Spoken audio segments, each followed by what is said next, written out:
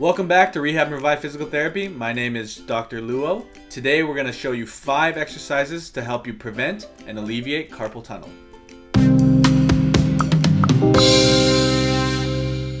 Before we get into the exercises, I want to talk about what carpal tunnel actually is. So a lot of people think that any numbness or tingling in the fingers or in the hands or in the wrists, any pain there, is considered carpal tunnel. That's not true. Carpal tunnel is really just this space here, connective tissue that allows tendons and nerves to slide through your wrist, and really is only the impingement of the median nerve from the wrist and distal. So anything in the forearm, even anything in the pinky, if you have numbness there, that's not considered actual carpal tunnel. So today's exercises are going to address not only carpal tunnel, but any nerve pathology that you have in your upper extremity, from your neck all the way to your fingertips, because that's where the nerves run, from your neck through your arms and into your hands. So for this first exercise, we're going to start at the origin of the nerves, which is the neck. So this exercise is going to be mobilizing the ligamentum nuchae, which is really a big ligament that runs from the base of your skull all the way through your spine. So it's really prominent in the cervical spine and gets really tight, looking at the computer, doing all that office work. So what you're going to do, you're going to take your hand and start at the base of your skull. So I want you to feel up here.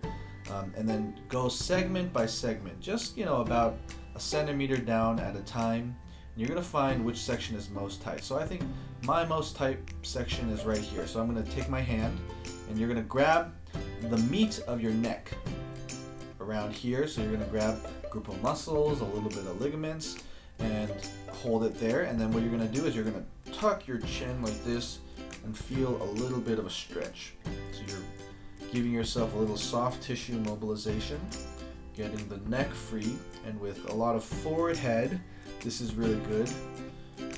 Gives you a little bit of new range of motion instead of being so much in that forward head position.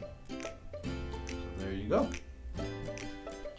Okay, so for the next exercise, we're going to talk about the shoulder. Now the shoulder position is going to be very important for giving length to the nerves. So I think the most important thing really to prevent carpal tunnel is going to be posture, but these exercises will help and give you some more stability. So this exercise is called shoulder clocks. We have a more detailed video if you want to check that out here, but I'm going to go into it briefly. So for shoulder clocks, you're going to imagine your shoulder is a clock. Your head, towards the head, is going to be 12 o'clock. Towards your feet is going to be 6 o'clock. So I'm going to move my shoulder from center to 12, back to center. And I'm going to hit each hour. So that's 1, back to center. 2, back to center. So notice I'm going slowly and I'm trying to build control. Now with my 2 o'clock, it's a little jerky. I don't have that much control, so I'm going to stay here. I'm going to work into 2 o'clock. Good. I'm going to do it for a little bit, then I'm going to go into 3 o'clock. Okay. It's not bad. It's okay. We'll move on to 4 o'clock. 4 o'clock, definitely having more trouble doing 4 o'clock, so I'm going to spend some time doing 4 o'clock. And you're going to go all the way around the clock, 6, 7, 8, 9, and so on, and you're going to work into the ranges that are difficult for you. That's really going to help to stabilize the shoulder, give you a little bit of dynamic stability, and maybe work out some muscles that you haven't worked out in a while. Alright, continuing to move down the chain, we're at the elbow. So now, a lot of people get elbow pain, from using the mouse or being in this position too much when typing on the keyboard, and that can also impinge some of those nerves. So we're going to give you some elbow stability that will, help you be in those positions longer. So what I want you to do, you're going to push your hand, palm face up, elbow straight, and what you're going to do is you're going to apply a little force with the other hand. We're going to start at the elbow crease, and you're just going to resist. So I want to see. So actually mine is not, it's hard for me to stabilize here. As you can see, my elbow is bending a little bit. So what I'm going to do is I'm going to take my hand here, I'm going to hold it for a little bit. And I actually feel my muscles are starting to shake. I don't know if you can see it on camera. But I'm going to hold it, and as I hold it, those muscles are getting more stable, my elbow is getting more stable. So I can also do reps, nice and slowly down, slowly back up. I'm just applying a force with my right hand, and my left elbow is doing a lot of the work. And then I can check up here in the bicep. How's that? That's actually okay. Down here, okay, checking for my elbow bending. It is bending a little bit, so I'm going to work here a little bit. So you can check at different points throughout your elbow to see where you're weak, and you're going to work there. You can either hold it or do slow repetitions. So we've reached the end of our nerves here, our fingers. So we're going to work on the intrinsic hand muscles here. Those are the muscles in your hands. Now, the fingers are actually controlled by muscles in both the hands and the forearm. So this one is to work on the ones in the hands, because oftentimes we overwork our forearms, so we want to use these little muscles here to help us out. So this is called C's and G's. So what you're going to do, you're going to make a C here, and then you're going to make a G. So what we're doing is we're contracting the muscles as you make a G, and then you're relaxing them as you make the C. So you're going to feel those muscles right inside the hand work, especially here in the thenar eminence. That's where a large group of muscles is right there. So you're going to feel those muscles work.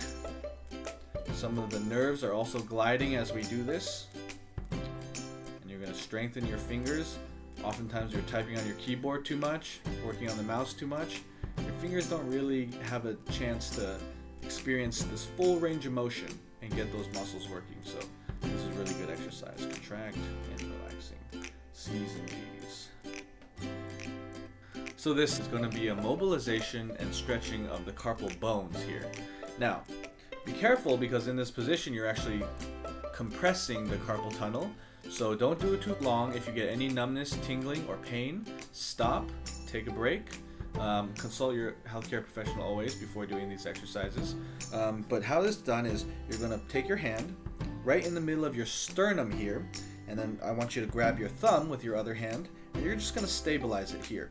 So as you start, so we're going to start high in the sternum, and we're going to go down, and you're going to feel a little stretch in the back of the wrist, inside the wrist. We're distracting the carpal bones, giving you a little more space in the carpal tunnel so that those nerves and those tendons can have free space to glide and prevent any impingement. So you're going to go up and down, maintaining a little pressure here so that we can stretch the wrist into flexion.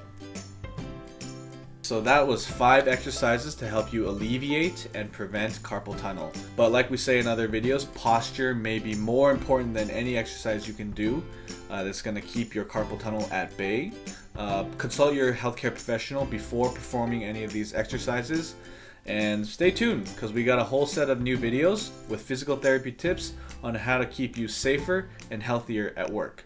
If you like this video, please let us know below by leaving us a like, comment, subscribe, and hit that bell. I'm Dr. Luo from Rehab and Revive Physical Therapy. I'll see you in the next video.